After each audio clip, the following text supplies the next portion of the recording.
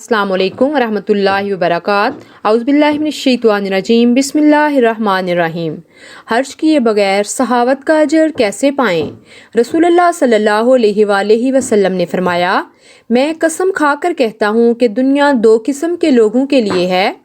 Number 1، وہ قسم کہ جنہیں اللہ تعالیٰ نے مال بھی دیا اور علم بھی دیا۔ ایسا شخص مال کمانے اور خرچ کرنے میں اللہ سے ڈرتا ہے۔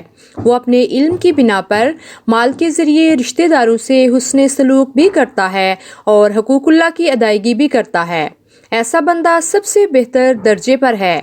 نمبر 2، وہ قسم کہ جنہیں اللہ نے علم دیا مگر مال نہیں دیا، البتہ نیک نیتی سے ایسا شخص کہتا ہے، اگر میرے پاس بھی مال ہوتا تو میں بھی پہلی قسم والوں کی طرح خرچ کرتا۔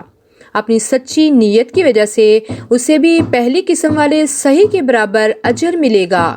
یہ حدیث جامع ترمذی کے اندر موجود ہے۔ حدیث کو لائک کر دیجئے، دوسروں کے ساتھ شیئر کر کے آپ بھی صدقہ جاریہ میں شامل ہو جائیے۔ جزاک اللہ خیر۔ السلام علیکم ورحمۃ اللہ وبرکاتہ۔